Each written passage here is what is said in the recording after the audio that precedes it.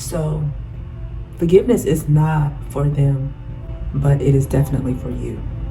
Why is it hard for us to forgive people who have hurt us? I get it. I myself have been hurt. I myself had to go through the process of healing from hurt. But while we're in the middle of it, it seems like what we are saying and how we are feeling is important to us. Because how dare he cheat on you? Or how dare she mishandle you? How dare your parents abandon you? How dare that coworker throw you up under the bus? Who do you think you are? Who gave you permission to mishandle me? You don't know how it made me feel.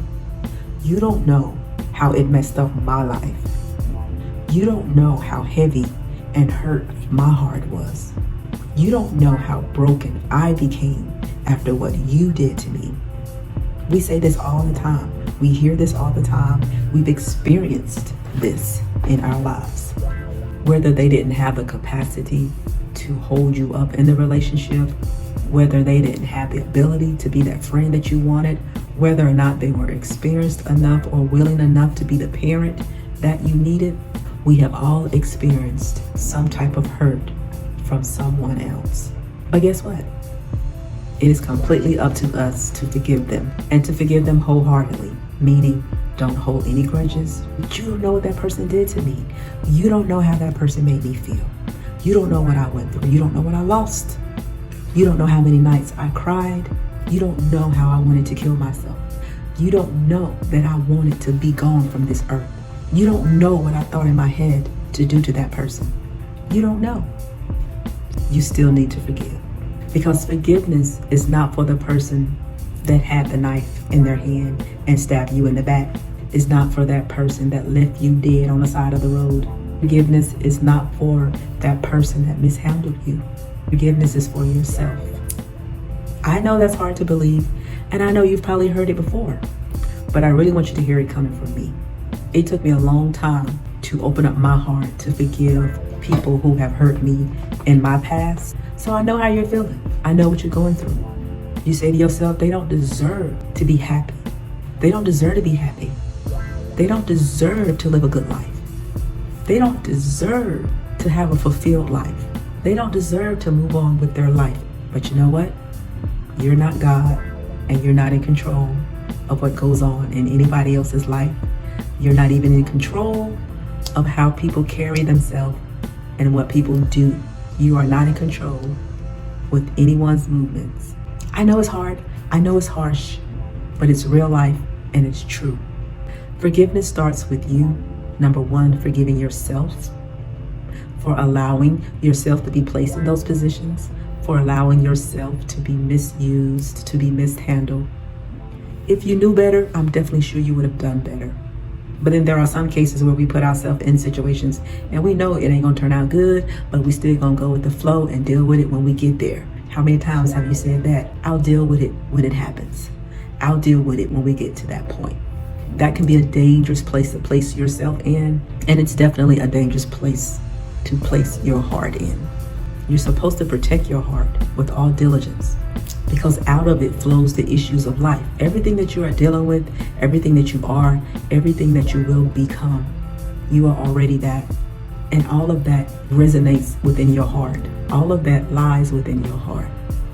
So be careful of who you allow into that space. If that space has been tainted, broken, shattered, destroyed, hurt, it can heal and it can be mended. And it starts with forgiveness. Forgive yourself first for allowing this to happen.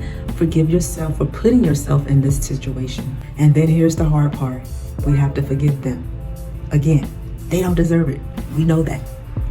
But as long as you allow those thoughts to come forward, the more you allow that feeling to overcome and overshadow you, the more and more you lose control.